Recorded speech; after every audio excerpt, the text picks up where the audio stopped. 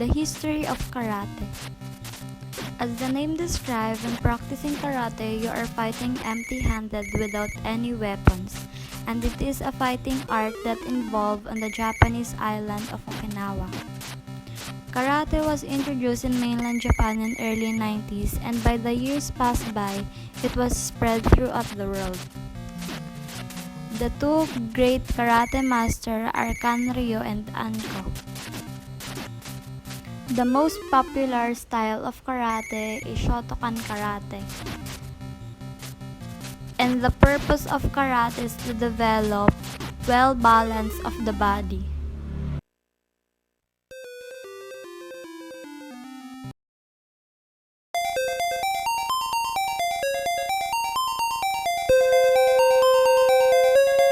Just like any other sports, karate also have its own facilities and equipments.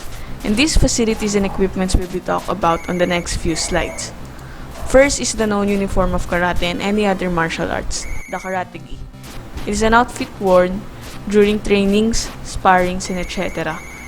Next is the karate obi, which is the belt worn on the waist together with the karate gi. It indicates the skill level of the player, or how much you master karate depending on its color. These colors are white belt, yellow belt, orange belt, green belt, blue belt, brown belt, and shodan belt, or known as the black belt. White is the beginner rank, and the shodan or the black belt is the highest rank. Chest protectors are the best worn to protect the upper body, such as your ribs, stomachs, and shoulders. Headgears protect the most sensitive part of our body, the brain, as it is one of the most commonly targeted by the opponent. Mouth guards shield the teeth, gums, and jaws to prevent from damage, especially in high contact sports like this. Jock strap protects the groin part, especially for the male players. Focus mitts are used to practice and improve the athlete's skills while training. Both of these protect the lower part of the legs. The only difference is that shin pads shields the feet up to the lower legs, while feet pads only shield the feet. Arm protector or the elbow pad. These are additional protection to the elbow part from the blows of the opponent. Gloves and handguards keep your hands safe from harm. The difference is, unlike gloves, handguards do not completely cover your fingers. Hand conditioning bag. Just like focus mitts, these are used to practice and improve the athlete's skills while training, but only it is bigger and a cushion like nunchucks. This equipment that is most commonly seen on movies are training weapon used for a quicker hand movements and also to improve posture. Target pads. Striking techniques such as punching or kicking are often practiced on target pads. Gear bag. This will hold all of the gear for competitions and practice.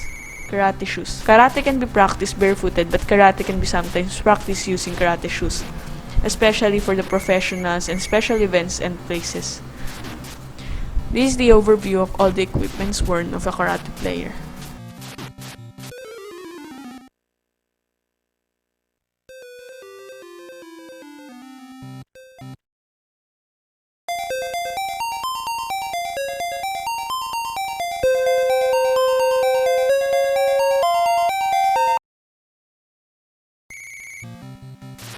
The technical and tactical skills of karate.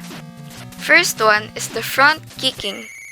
The front kick is a simple yet highly effective form of attack, usually targeted at an opponent's knees, groin, or stomach. Next is the upper blocks. The upper block, or a rising block, is a defensive move that aims to block the punches and kicks of the opponent. Next is the knee strikes. The knee strikes could be used to attack the groin, stomach, or even the head of the attacker. Next is the elbow strike. The elbow strike aims to attack the opponent's face quickly using the elbow. Next one is the palm heel strikes. The palm heel strikes describe a sudden, thrusting jab that is aimed at an opponent's head.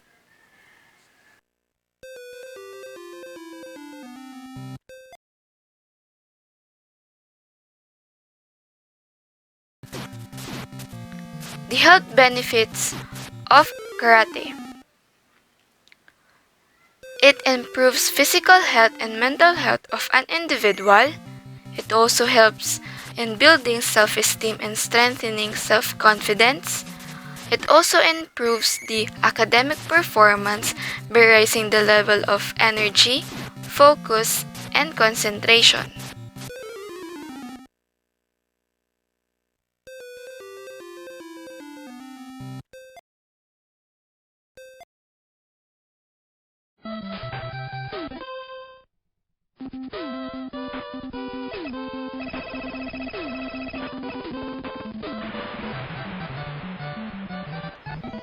Good day everyone, my name is Orgineta C, Cadavid, and I am from E11C. And today I am going to discuss the history of football. The contents are: number 1, introduction. The number 2 is early history. Number 3, timeline of the football. Number 4, establishment of the modern codes. Number 5, which dimension. And number 6 is the globalization. And lastly, number 7, competitions. Let's start with our introduction. Football refers to a number of sports that involves varying degrees. Kicking a ball with the use of the foot to score a goal. The most popular of these sports worldwide is known as the association football, commonly known as just football or soccer. It is a game that involves two teams of 11 players that will run over the ball into other team's goal without using any of their hands or arms.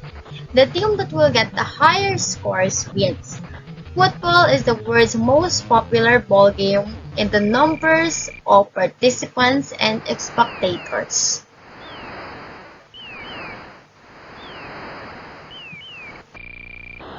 Ancient Greeks and Romans are known to have played many ball games. Some involves the use of the feet, like football, or also known now as soccer. There are documented evidence found of the activity that resembling football that can be found in Chinese military manual Zanbusi, compiled between the 3rd and 1st century BC. It described the practice that known as fuju, that means kick ball, that involves kicking of the leather ball through a small hole in a piece of silk cloth which fixed on a bamboo canes and hung 9 m above the ground. A more detailed description of football is given by Francis Williams' Book of Games, written in 1660. Francis Williams had studied at Bishop Vesey's grammar school, Sutton Coldfield. It is the first to describe holes and distinct playing field, a close that has a gate at either end. The gates are called goals. His books include a diagram illustrating a football field. He also mentioned tactics, leaving some of their best players to guard the goal. Scoring, they that can strike the ball through the opponent's goals first win. In that way, teams were selected, the players being equally divided according to their strength and nimbleness. He is the first to describe a law of football. They must not strike an opponent's leg higher than the ball. Here is an example of each dimension. Between 1324 and 1667, football was banned in England alone by more than 30 royal and local laws. The need of the rapidly proclaim such law, demonstrated the difficulty in enforcing bans on the popular games. King Edward II was troubled by the unruliness of football in London, that on April 13, 1314, he issued a proclamation banning it. The reason for the ban by Edward III on June 12, 1349 were explicit.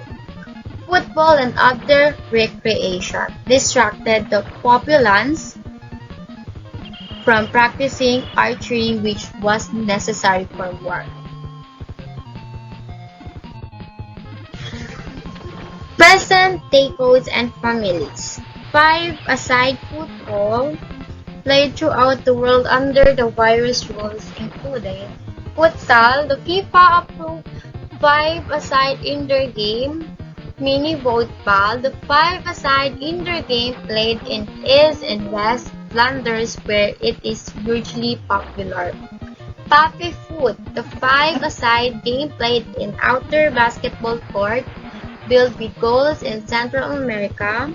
Indoor soccer, the six-a-side indoor game known in Latin America where it is often played in open-air venues such as football rapido, fast footballs, master football, six-a-side play in Europe by mature professionals 35 years old and above.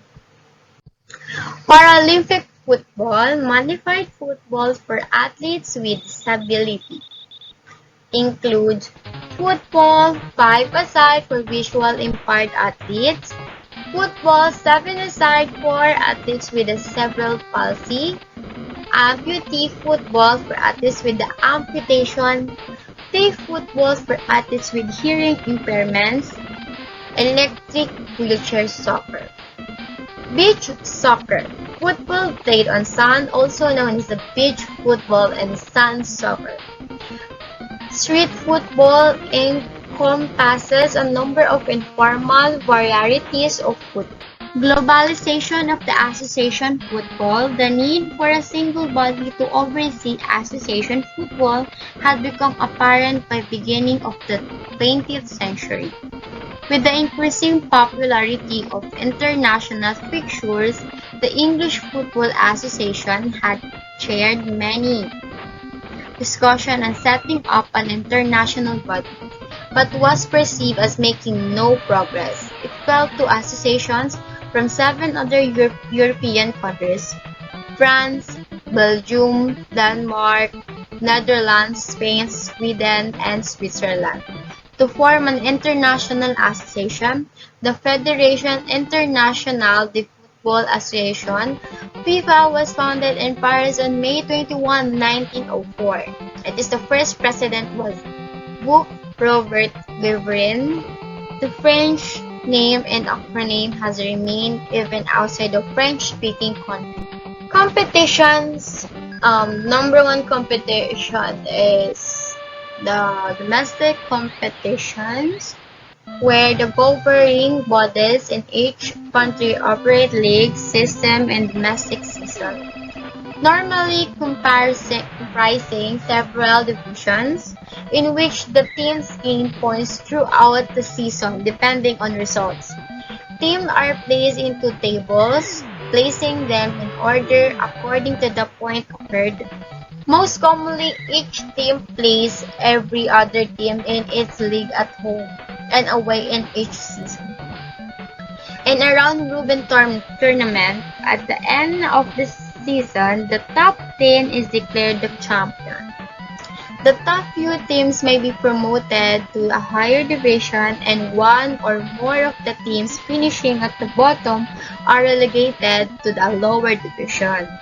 The 5 top European leagues are the Premier League of England, La Liga of Spain, Serie A of Italy, the Bundesliga of Germany, and the Ligue 1 of France. Attract the most of the world's best players in each of the league, has a total wage cost in excess of 60 million to 790 million or $1.18 billion.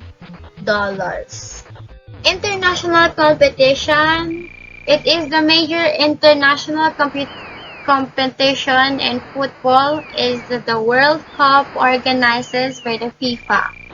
This competition takes place over a 4-year period. More than 190 national teams compete in qualifying tournaments within the scope of Continental Confederation for place in the finals.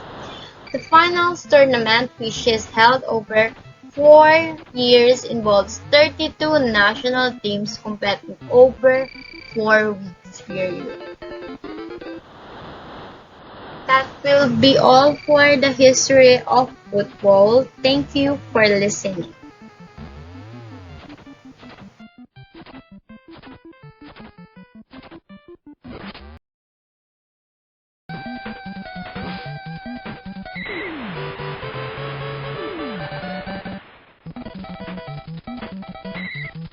Facilities and equipment. First of all, football. A football is a ball inflated with air that you use to play 5 versus 5 team in a infield with a net. You can play it with your feet. Football field.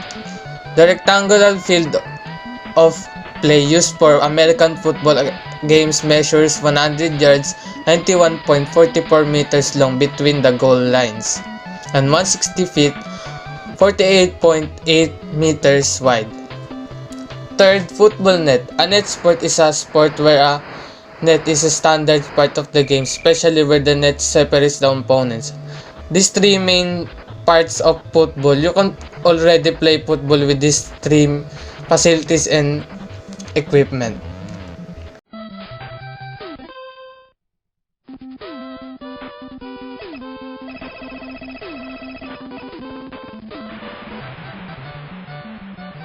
Technical and tactical skills. Ball control. Players must be able to bring a ball played under control instantly and smoothly. This is the ability to collect them and move in a different direction without stopping the ball completely, yet still maintain it securely. Passing. Player must be able to successfully complete short and long range passes. This incorporates all of your skills including heading, bending, chipping, and the ability to drive the ball to a partner. Finishing. Nothing makes more of an impression on people than the skill of goal scoring. This aspect takes in the correct techniques of striking the ball in various ways. Driving low balls, hitting volleys, half chances, chipping, bending, heading, etc. Positional awareness. Soccer players should have tactical awareness to get open and provide on a passing option. When defending, a player must have the ability to put pressure on the ball or cover an off.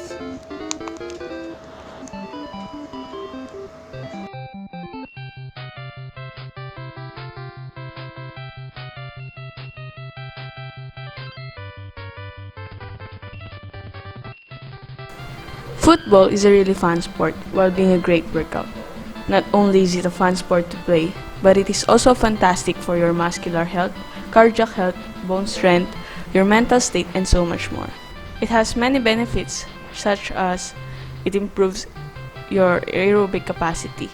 Running for 90 minutes at any pace takes a lot of endurance. As a result, football players also have a high level of aerobic capacity, allowing them to go from walking to sprinting and recover quickly enough to do it again and again.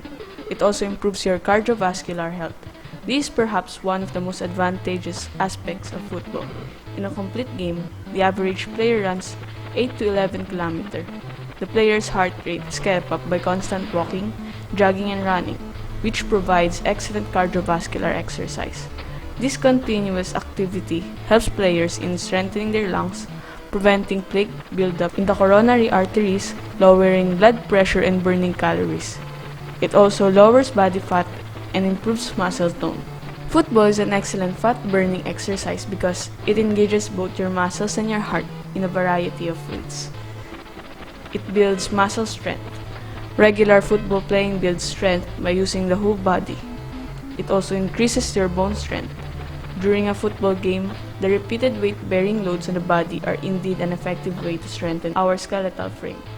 Maintaining a fitness through football is an excellent way to keep bones healthy throughout one's life. It teaches coordination. Complex movements like dribbling, turning, and passing, which are performed at varying speeds and directions, improve body coordination. When players kick the ball or receive a pass from someone, their hand-eye coordination also improves. It promotes teamwork and sharing. Teamwork is an important aspect of fostering a winning football team. The positive bonds formed between players through teamwork help to develop the performance of the team. It increases cognitive and brain function because football is a fast-paced game that needs quick decisions on the field. It helps to develop concentration, persistence, and self-discipline. It also increases confidence and self-esteem and helps to reduce anxiety. Playing regular sports is also considered to help improve symptoms of some mental health issues, such as depression and stress, that can lead to improved confidence and self-esteem and can benefit to reduce anxiety. Another thing is, anyone can play anywhere. Football is not an expensive nor prohibitive sport. All that is needed is space and a ball. It is a comparatively simple sport to catch on to and is played mostly outdoors. That's all. Thank you.